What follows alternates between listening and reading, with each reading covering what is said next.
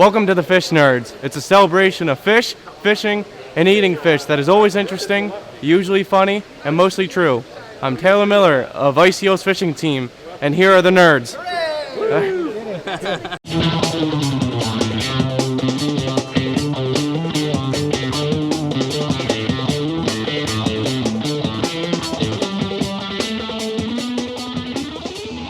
I'm Clay Grove, Chief Executive Fish Nerd of the Fish Nerd Podcast, and I am no fish expert.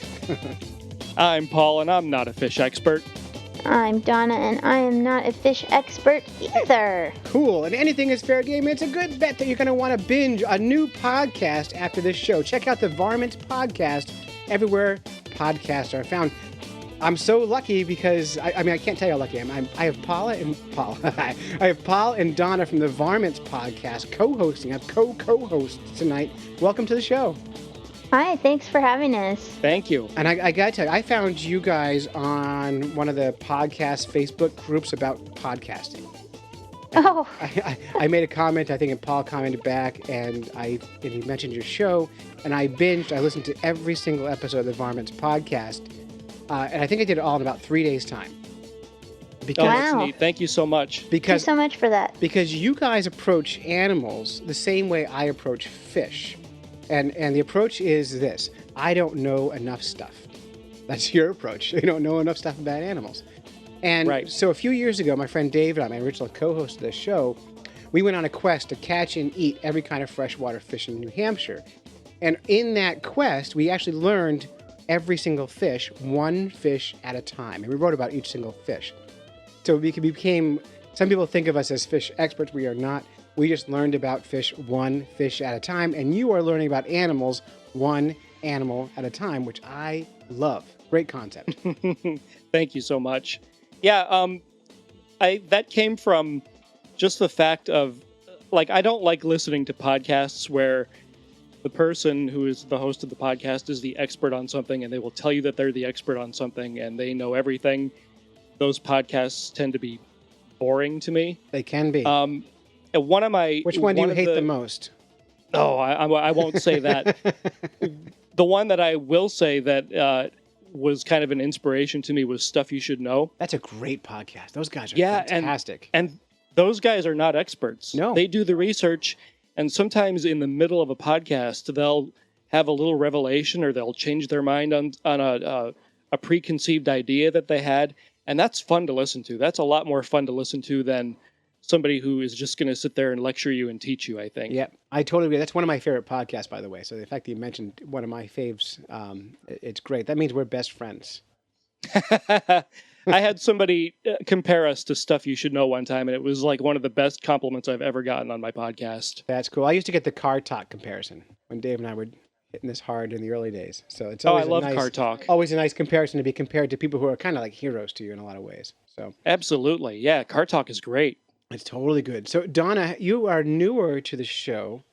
Mm-hmm. Yeah. So did Paul kill his original co-host? The body has not surfaced, so I don't think there's any evidence. Cannot confirm or deny this? No, I think that's exactly what we're talking about here. So that's I've got my eyes open. That's all I'll say. No, I'll tell you what happened because it's a pretty cool story. Yeah. So my original co-host is a guy named Paul Wilk, and he's a great guy. You had two Pauls? It was two guys named Paul who were two guys named Paul who were not animal experts. Mm-hmm. He's still a friend of mine, and he helped shape the show for the first 15 or 16 episodes. The podcast is what it is in large part because of his contributions and his continuing to encourage me to keep going with it. So I really appreciate all the help that he gave me. And he just got really busy with life. He's in grad school. He's got a kid on the way. He bought a house, and something had to give. Yeah, and kids that something was everything. The podcast. Kids are the worst. So yeah, and I kind of knew it was coming, and we had our little Skype call on Saturday morning like we do. And he said, before we go any further, I got something to tell you. And I got that sinking feeling in my stomach like, oh, I know what's coming. And then, so I had about a half hour of sitting here wondering if I was going to continue with the podcast or not, because I really didn't know if I was going to have to just give it up or not. I was really kind of feeling a little bit down. So I decided that I wanted to keep going with the Varmints podcast, that it was something that I really enjoyed doing. So I got on our Slack channel, Blazing Caribou Network. They've been so wonderful and supportive. And I got on there at 12 o'clock sharp. I sent a message out that said, hey, my podcast co-host just left. I need another co-host. Can somebody fill in? And I am not lying when I tell you that at 12:01, Donna sent me a message that said, I've been wanting to do this podcast from the beginning. Sign me up. And there it is. Yeah, I was like, Mr. Carter, Mr. Carter, ooh, ooh, ooh, ooh, ooh. It's perfect. I was that enthusiastic. And I did not believe I was going to get picked either, because I have such a high squeaky voice, and I've been trying to do a podcast for several years, and every project that I've done so far has just not worked out for one reason or another. You know how it goes. It's hard to find something that really is sticky, and It is. yeah. So I started in, I think, 2008 with a podcast called Tyrannosaurus Regina. I love the name. Which was a gaming girls panel of all my girlfriends who game, nerdy. which is the majority. I think I only have one or two girlfriends that aren't gamers,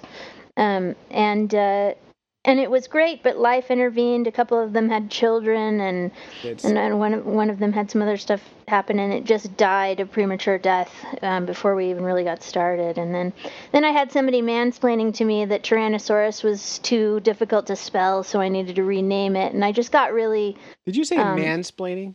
Yeah, What is that? That's when a guy tells a woman something that he thinks she should know in a sort of officious and superior manner, like, well, let me tell you, little girl, you're just not doing it right, or whatever. I do that. And then I kind of was talking to some other podcasters later, and they were like, it doesn't matter if Tyrannosaurus is hard to spell. They don't have to spell it. It'll just come up. They can spell it wrong, and Google will just tell them what they're looking for. So That's a fair point. Ignore that mansplain.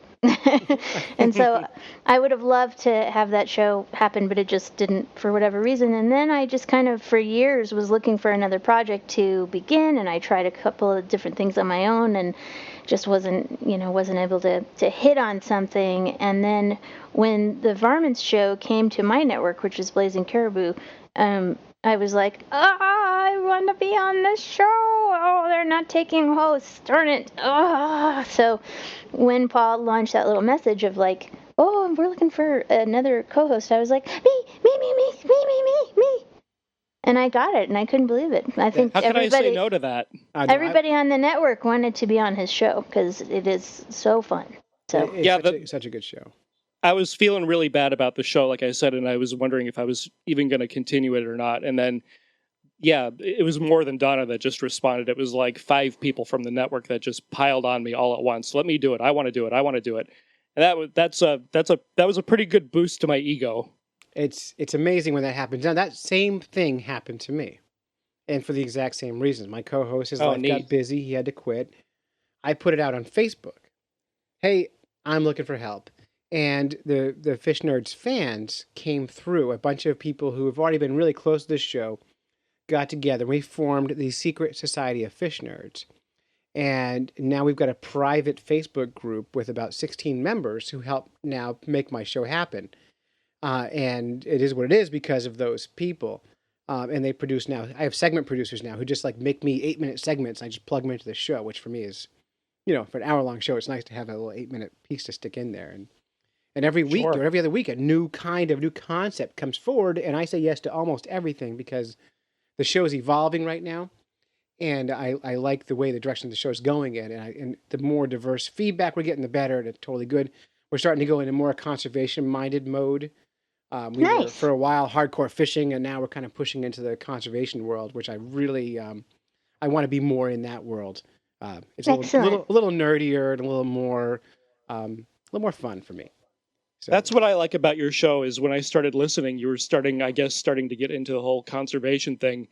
And your show isn't just about what spinnerbait is the best bait to use or where to catch fish. It's about conservation and hunting and just being responsible when you're, in the outdoors doing anything, just kind of, giving back to nature before you take from it. And I really like that about your podcast. Yeah, well, thanks. And mostly, like, when we want to have fun. It's mostly the goal is to laugh a lot. Oh, it is fun. And so we don't want to do a how to fish show. Those shows exist, and they do a better job than I can do. Now, we do now have a new fly fishing segment, which I'm learning to fly fish, so that's coming up.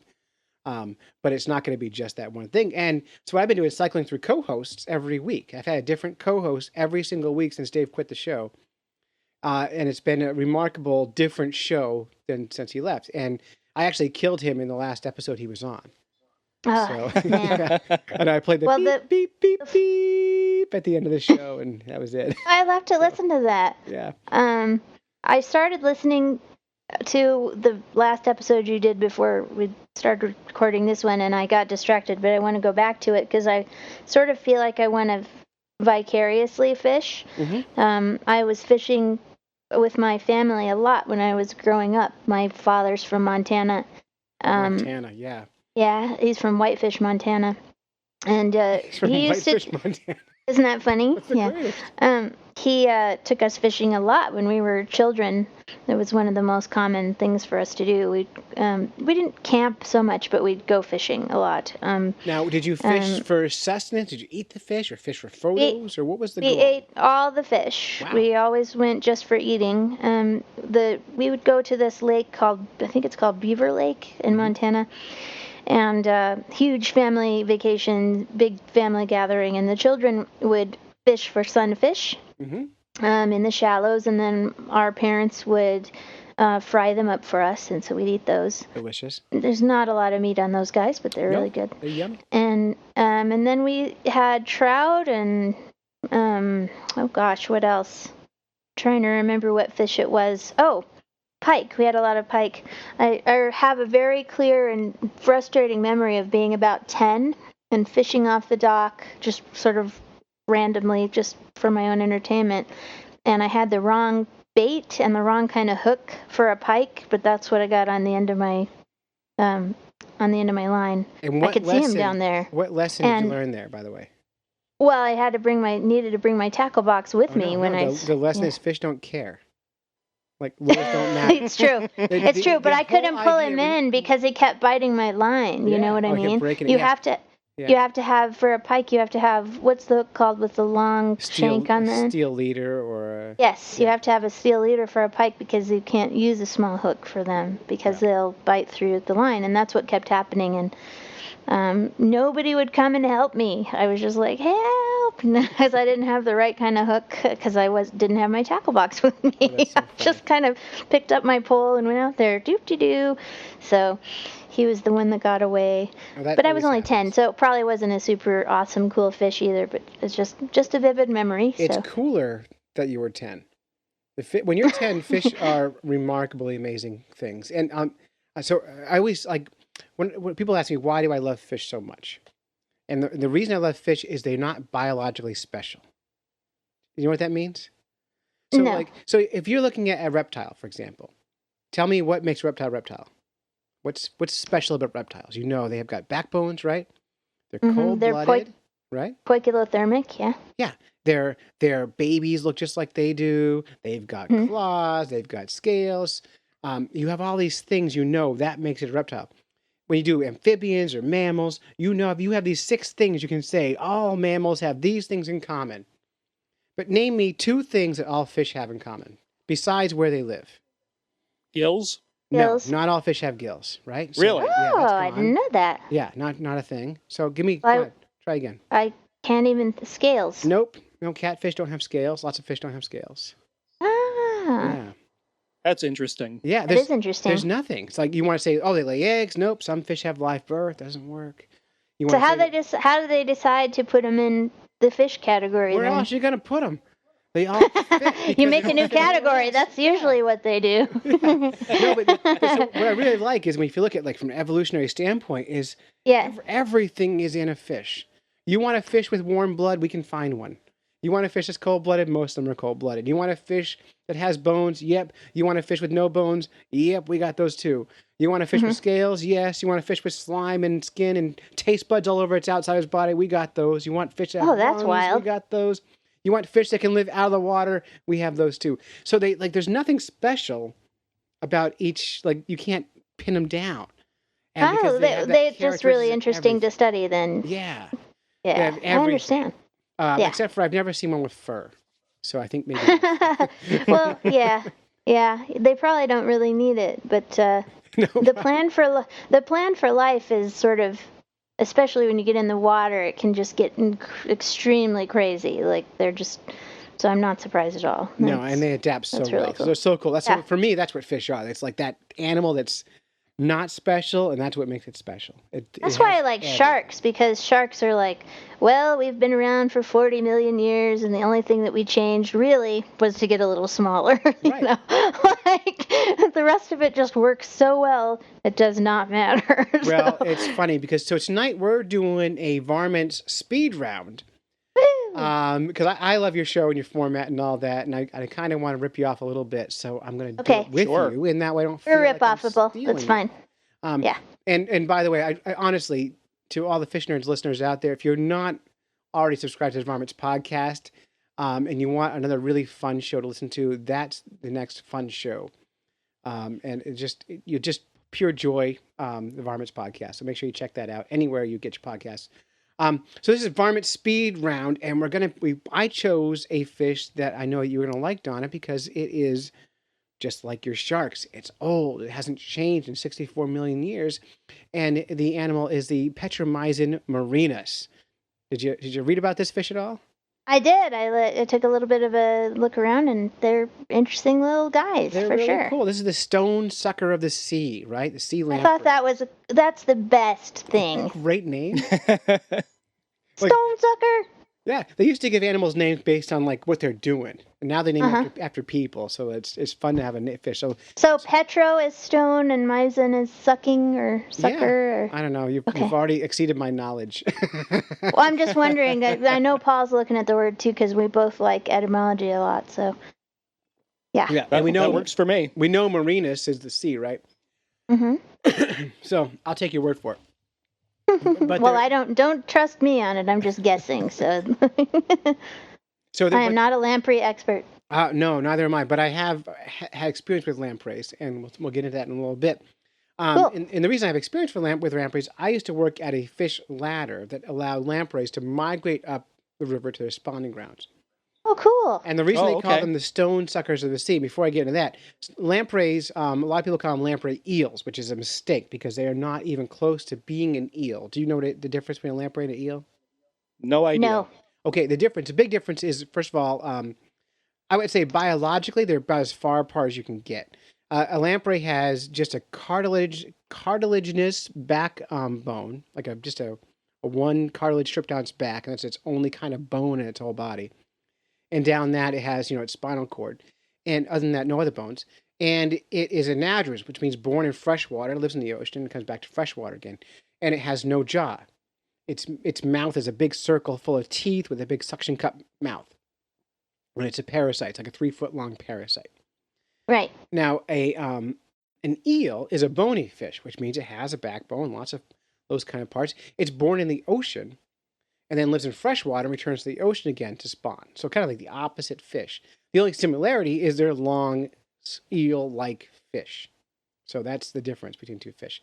And I could definitely recognize an eel if I saw a picture of him. Sure. So, yeah. Yeah, Donna, where do you live?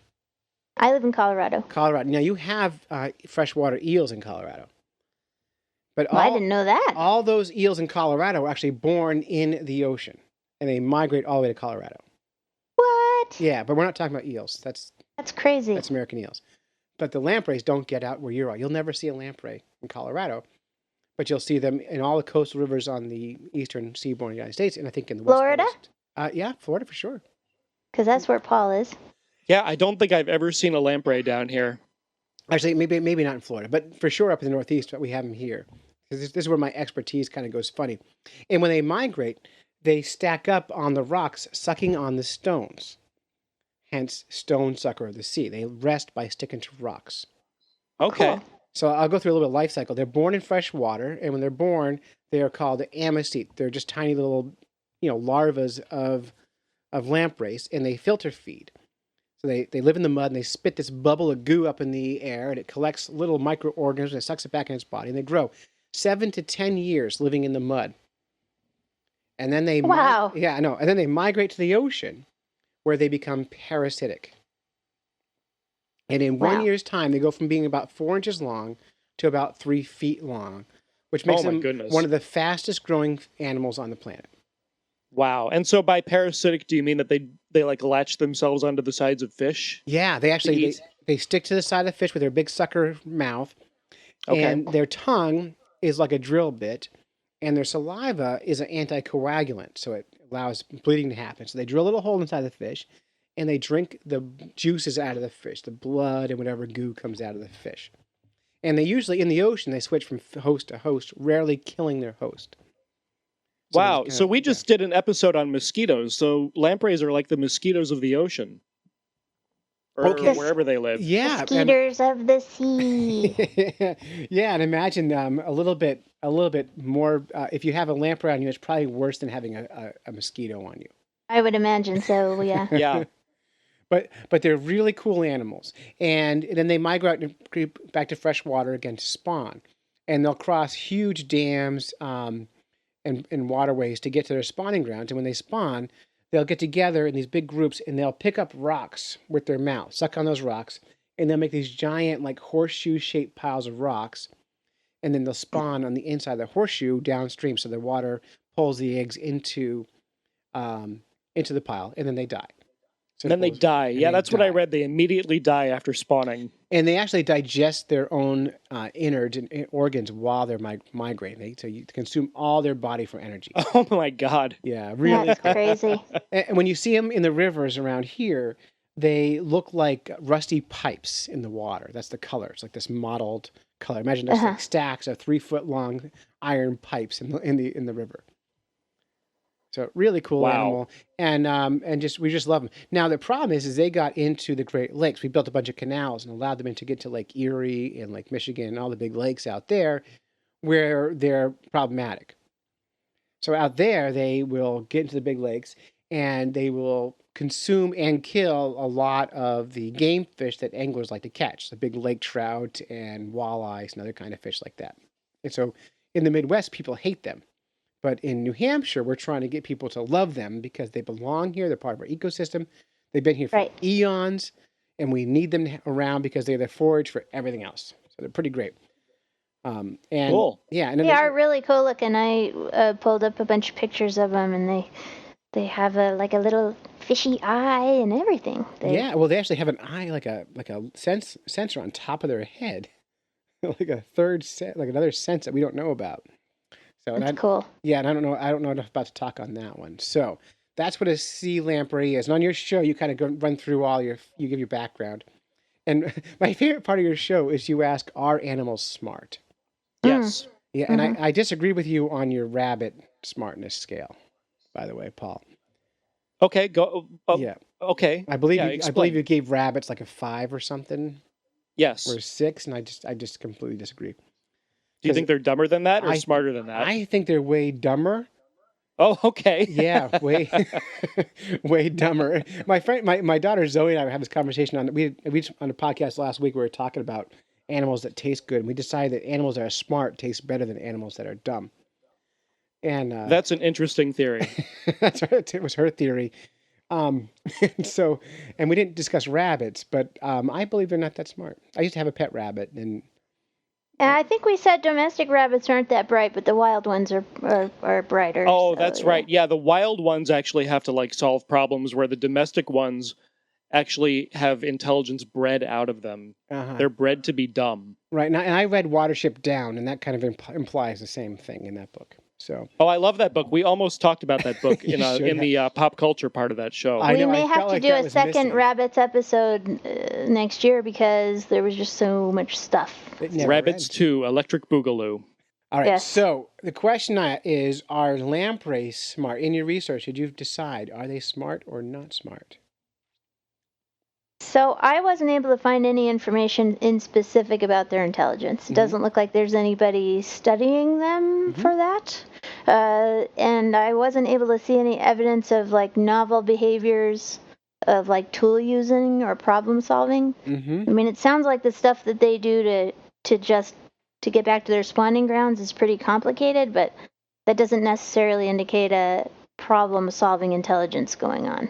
Like, Yeah, I agree with that. I didn't find anything either, and I think I try not to mistake innate behavior for intelligence. Like climbing up rocks is just what they do, and it's what they would do, and it's not, they're not really solving problems. And I think I gave them like a 2 for intelligence. Yeah, I don't think they're very smart either. I think they're just old. So, Yeah.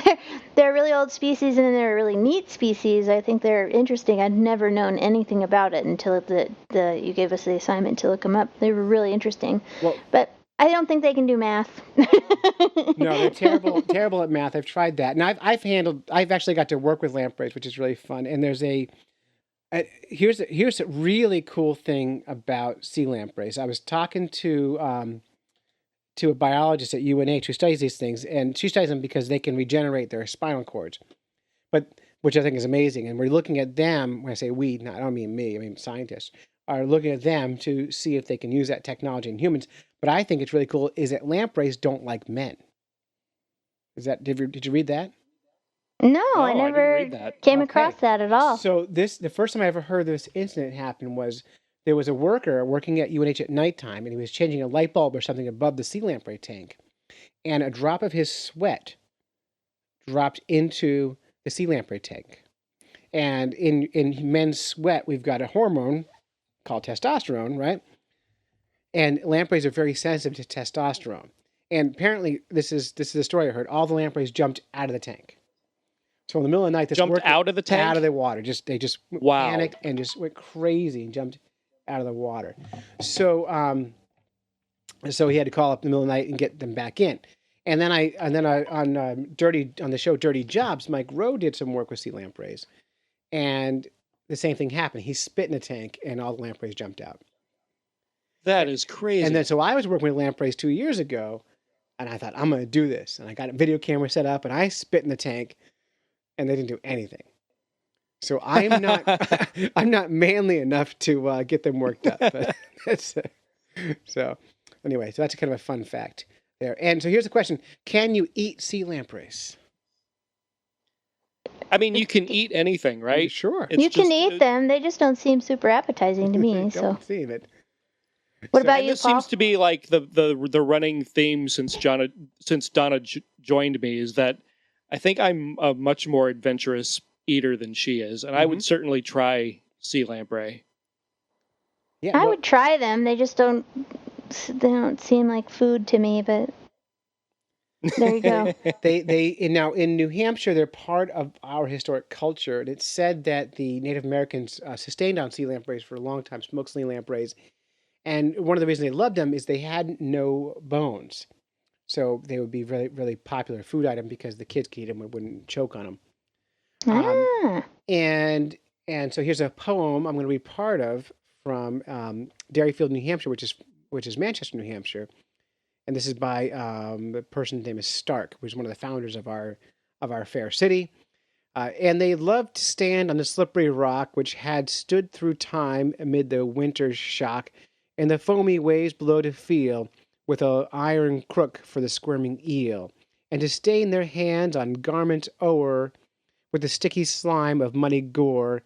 And they loved to fish through the lively night, and they loved to drink what they loved to fight.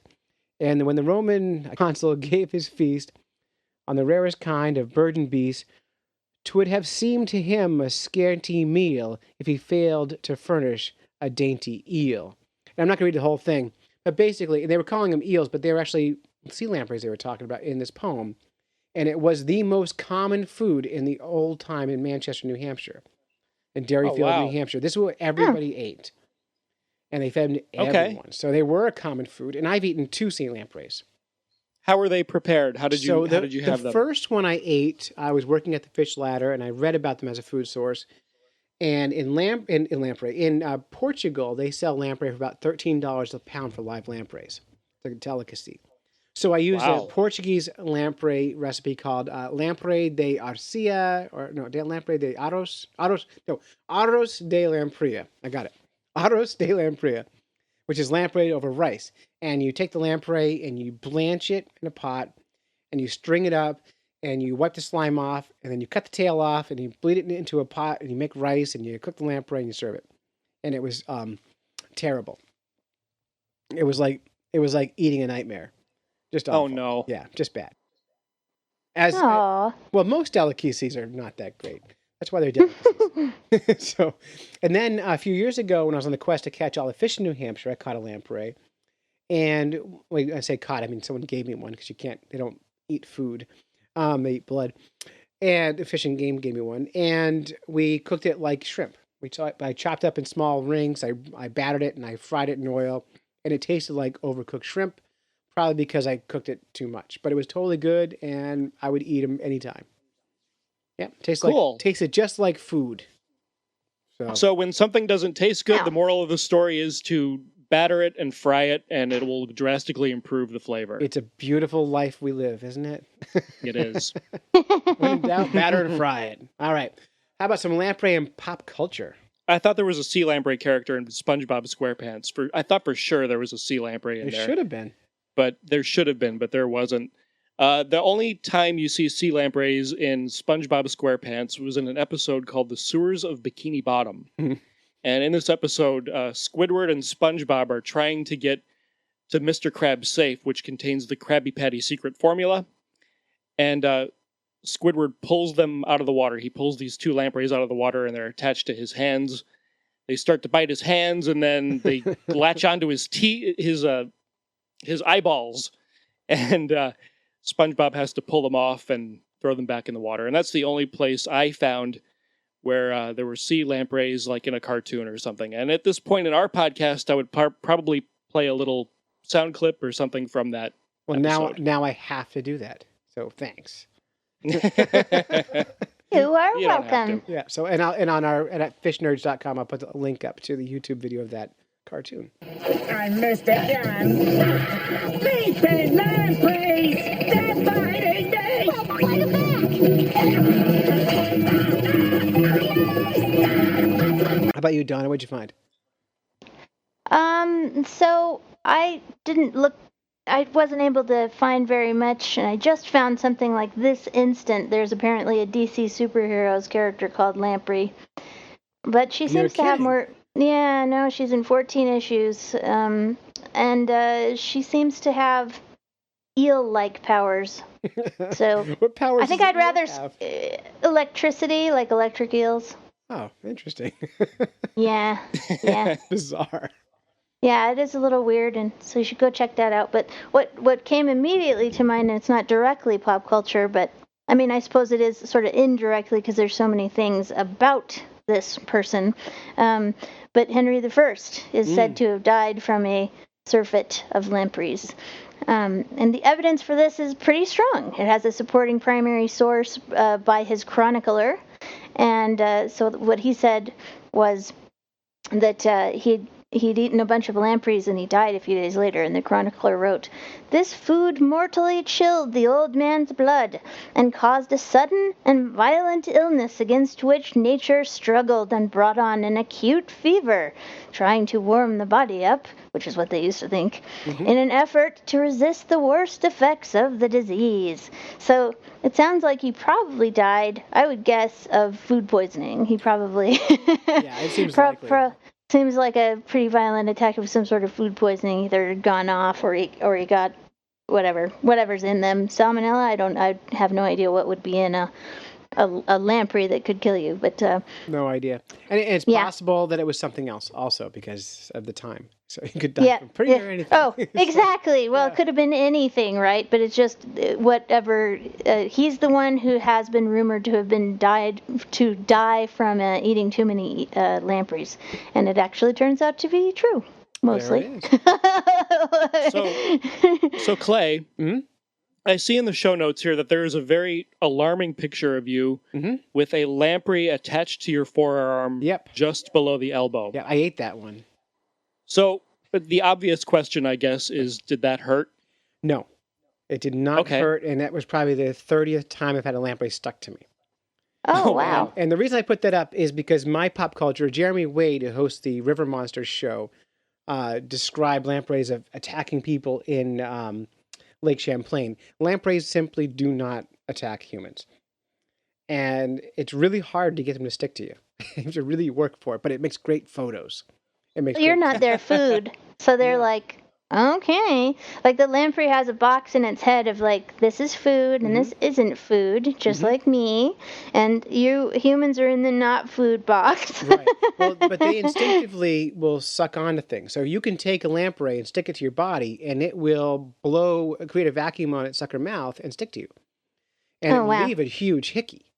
So I was thinking that it just had a friend like Paul, a Paul lamprey that was going, no, eat it.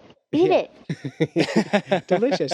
I had huge bloody hickeys on me, and to get that one shot, which I think is the best photo of a lamprey biting me, that day I had to get bit about 7 or 8 times. Oh my gosh. I've stuck them to my neck. I've had friends put them on their faces, and every time you end up with a huge, like the mouth is about 2.5 inches across. So you end up with this huge circular bloody mess afterwards. You bleed a lot. Right. Now, the lamprey I had on me was not eating, so it was not drilling holes into me. It was simply creating a vacuum and sucking on. But the saliva being anticoagulant means you bleed more than you normally would.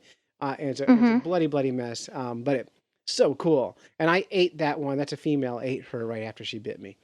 So we're even. Or maybe was that the one you fried up? Yeah, I fried her up. Yeah. Okay. Yep. Yeah. She was big. Yeah, she was fun. Wow. Yeah, but most people in this country do not eat sea lampreys, and most people in this country do not know what a sea lamprey is, even though it's a very, very common fish. It sounds like we used to eat them more in the past, or at least they did on the East Coast. But, well, remember, we used to be more definitely true, and we used to eat them a lot more in Europe.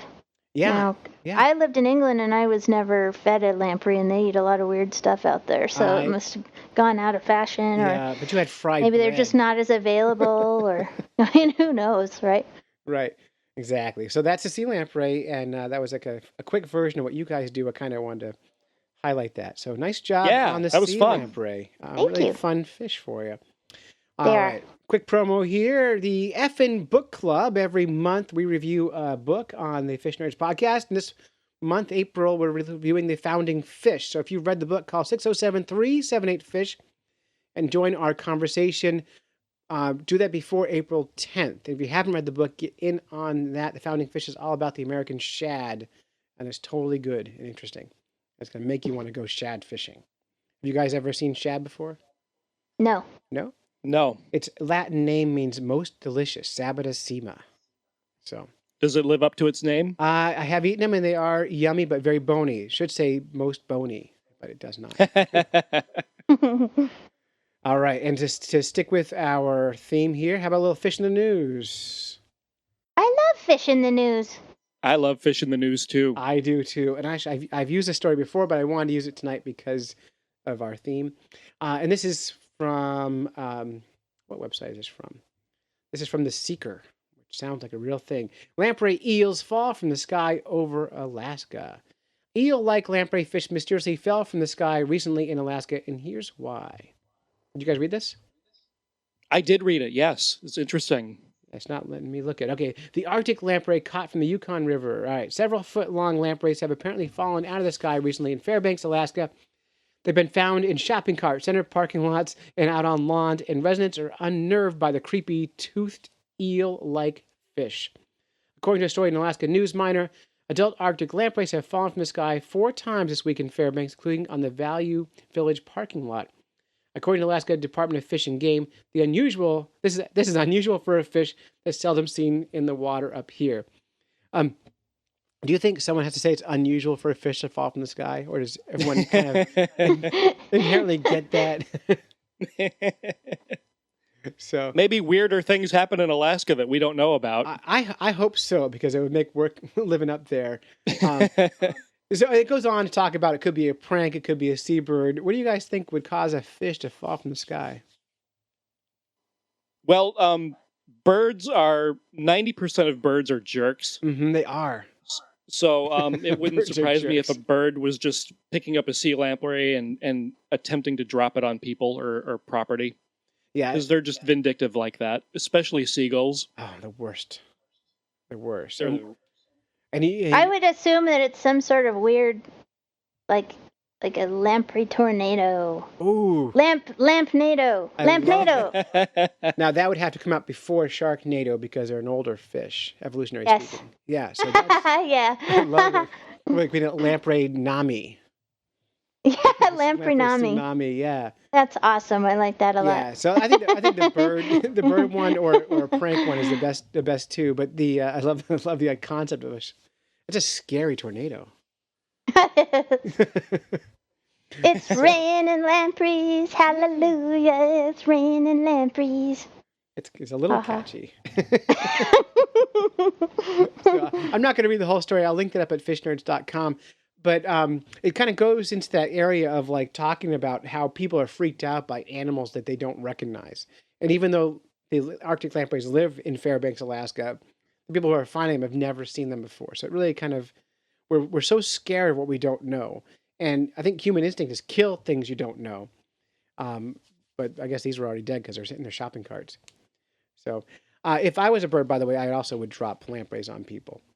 But going back to your point about birds being jerks. Yes. We have chickens. We keep chickens here. Okay. By the way, did you get a lot of chicken recipes in your contest? We are still accepting chicken recipe I should submissions. send I one think in. we know what the You should winner send is yours going to in. be, but you should still have time.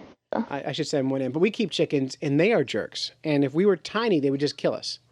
So I think humans' best adaptation is our size. Because birds and other animals would just destroy us so fast if we were. And there's I saw a video of a little boy hugging his chicken, and the chicken's totally into it. She's like, "Oh, I love you." Oh yeah. So. Oh yeah. My chickens in the morning they knock on my door till I come outside and feed them. They love us, but I still think they would eat us. So just Oh, probably, but I don't think that. I don't know. That argument doesn't get a lot of traction from me because I'm like, yeah, so what? You're not small, so. All right. All right. I'm going to do a little fish quiz with you guys because I like to do fish quizzes with guests. And since you're from Colorado, I'm going to fail all the questions. well, just you're from Colorado, right? Mm-hmm. So that means you do drugs. No. Okay, so I'm gonna because they're legal there now, right? Aren't they? It's legal to smoke marijuana here, yeah, but that doesn't mean we all do it. Yeah. So I'm going to give you a quiz, and you have to tell me which one is the drug. So there'll be two will be fishing lures, like real names of fishing lures, and one will be a slang term for a drug, not necessarily marijuana. Okay. Okay. All right. So, okay. And you guys and you can work together on these. You can collaborate. Okay. All right. Got it. And there's big prizes here for sure. Okay. Right. So question one, curly tail grub, goofballs, or daredevil? Which one's the drugs? And bonus points if you know the real name of the drugs. I don't know what kind of drug it is, but I'm 99% sure it's goofballs. Because I think I heard it in a Saturday Night Live skit one time. Probably you did. Those are barbiturates. I'll give you that one. All right. Number two, mogies. Ding, ding, ding, ding. Yeah, I don't have any bells. Mogies, sluggos, or Swedish pimples? What? Mogies, Wow. mogies, sluggos, or Swedish pimples? I'm gonna say Swedish pimples because I just think that's really funny. How do you think a Swedish pimple talks? Bork, bork, bork, bork, doopy, doopy, doo, bork, doopy, doo, doo, bork, bork, bork. One of these is a drug. I think. Wait, what were the other two? It was mogies, sluggo, or Swedish pimple. Yeah, I'll go with Swedish pimple too. Yeah, I think it's probably one of the others. it's definitely but one of the others. Yeah, you were. I would wrong. rather that it was Swedish pimple because that's funny. So. It is funny. Swedish pimple is actually a very common ice fishing lure, and it is the mogies, which are a tranquilizer.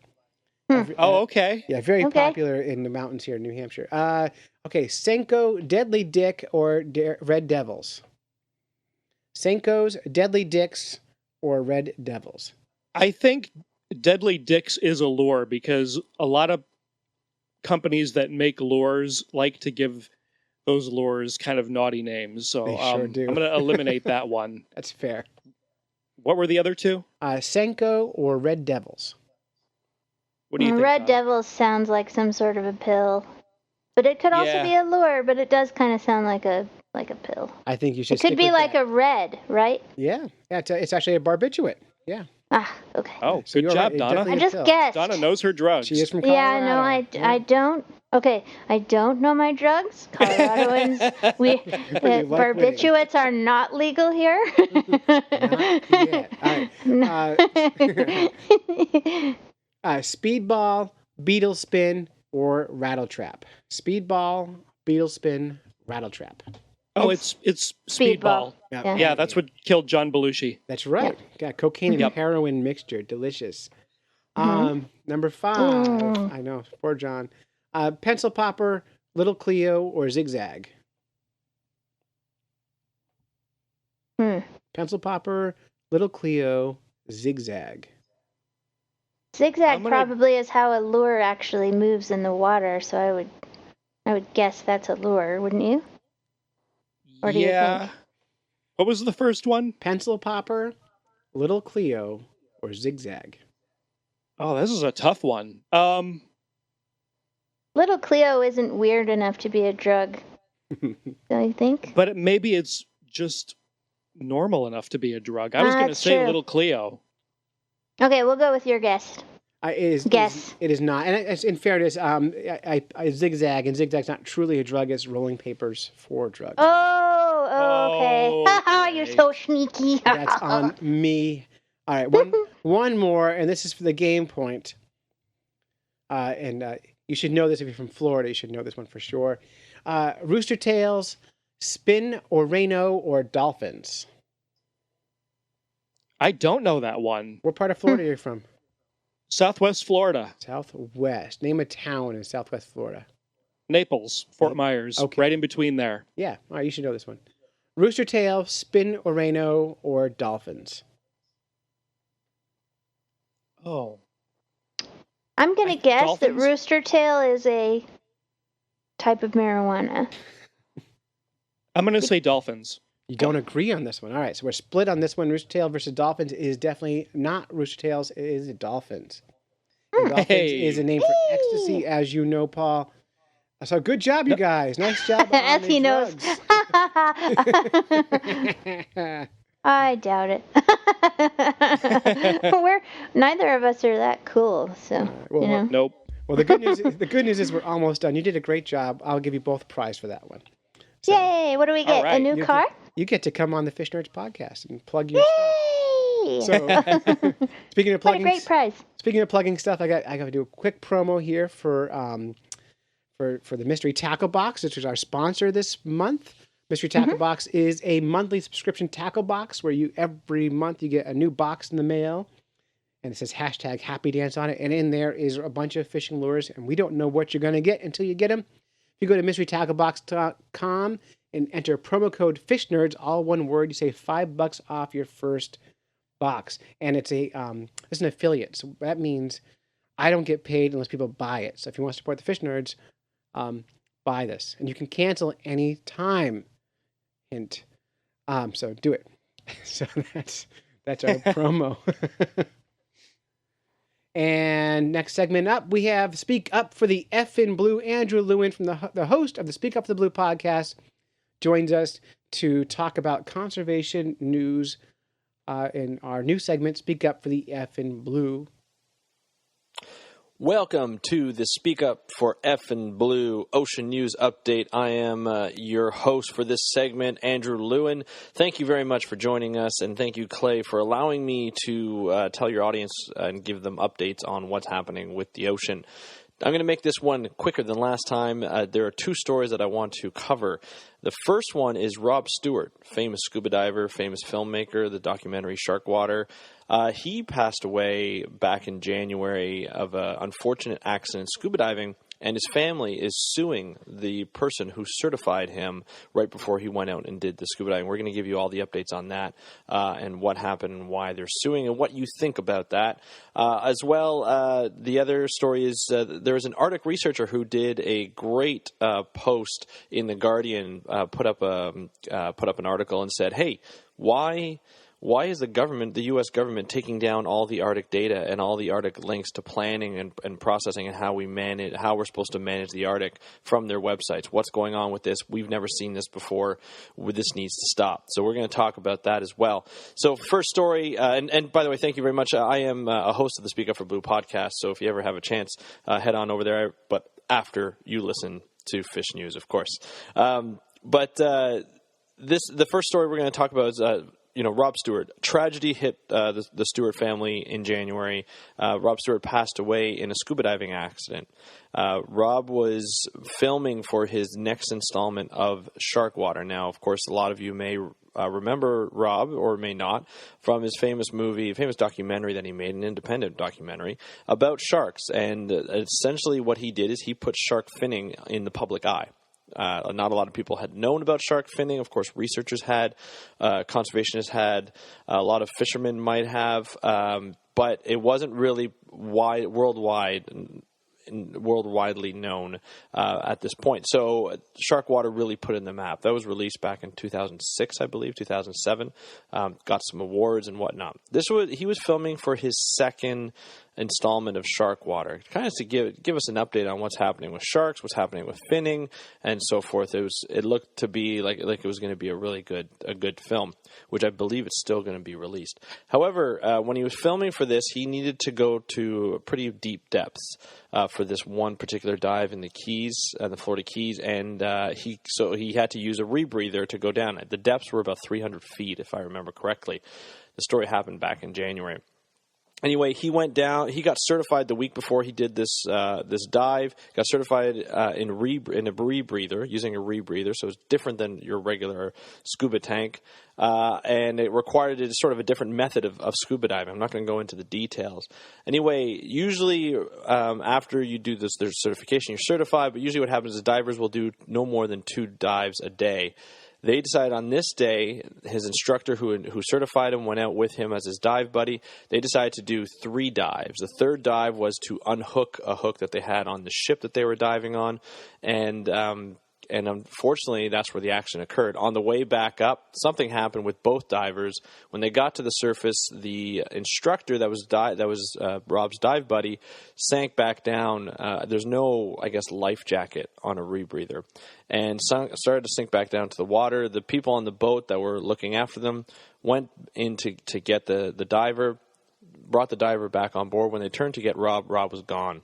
They both blacked out at the top. The family is suing in a wrongful death suit, I guess, the instructor and his company, which has gone bankrupt under what I've researched.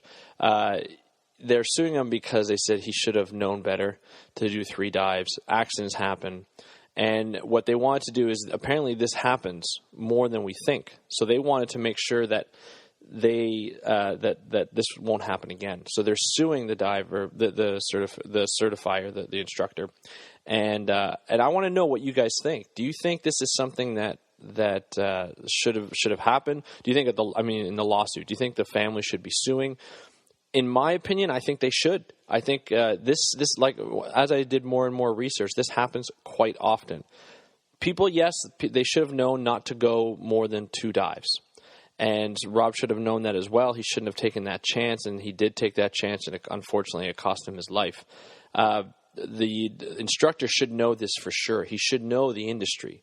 He was specialized in rebreathers, and he should have known, hey, you know what? Yeah, if you want to go, I'm not going with you. I'm not letting you go.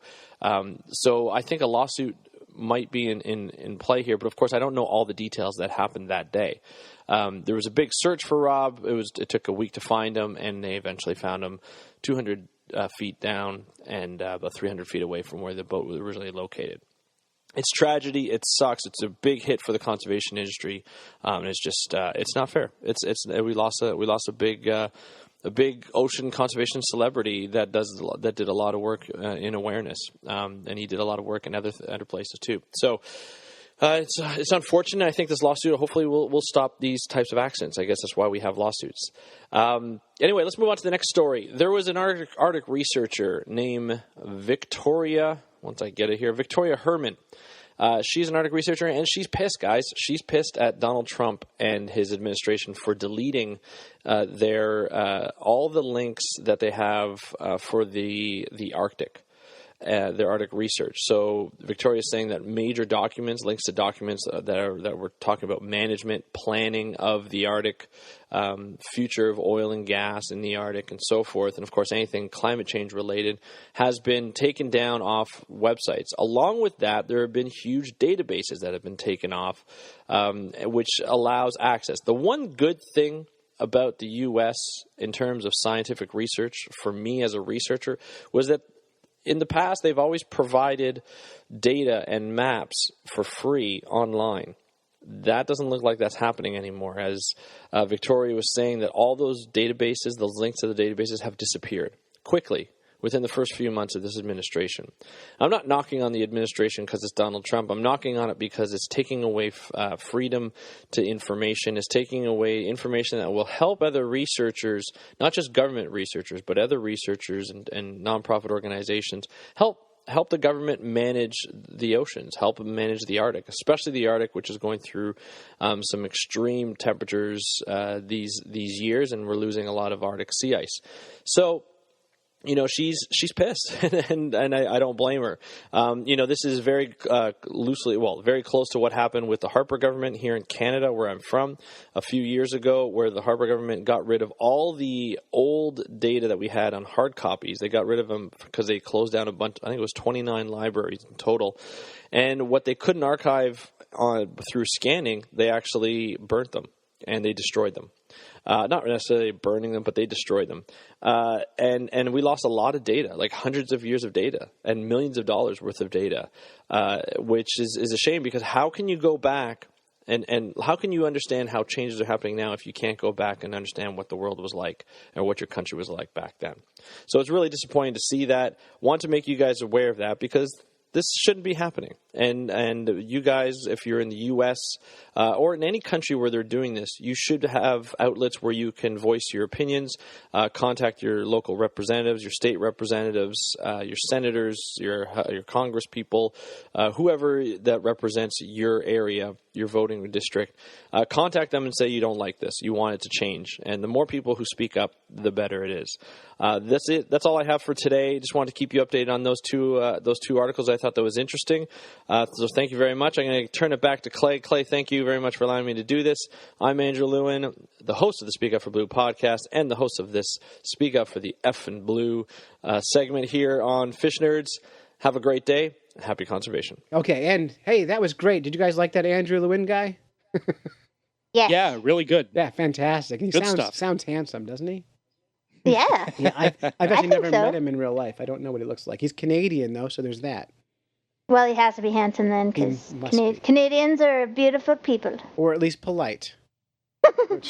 which is halfway to handsome anyway. If you're measuring on that Richter scale of handsome, if you're polite, you're halfway there. You're halfway there. Yep, Yeah. it's true. That's been my claim to fame. I'm halfway handsome. So, so good. All right, hey, guess what? We're all out of time. That was so much fun, Clay. That Thank was you a so lot much of for fun. having us on. We've done a whole show. And one more time, where can people find the Varmints? Varmints is on iTunes or anywhere you get your podcasts from. Our show notes are at I won't say www because I just sound like did an it. old man when I You say said it that. 3 times. Our show notes are at blazingcariboustudios.com/varmints. You can get all our show notes there and all our episodes. And we put out a new podcast every Thursday morning at 9 o'clock Eastern. And I look forward to it every single week. I get excited about it. So it's one of my weekly now. I have to have my Varmints. So that's it. You've listened to a few nerds when you should have been fishing. We'd like to thank our families for supporting us while we podcast, go on fishing quests, and do all sorts of silly things that nerds do. If you would like to support Fish Nerds, you can go to patreon.com and search for Fish Nerds and help us crowdfund this podcast. Special thanks to Paul and Donna from the Varmints podcast. Find them anywhere you find varmints. And until next time, follow the code of the fish nerds. Spawn early and often. Avoid free lunches with strings attached. Swim against the current every chance you get. And be nice to animals. Oh, I like Yes. that. Be nice to fish. Perfect. Nice job, you guys.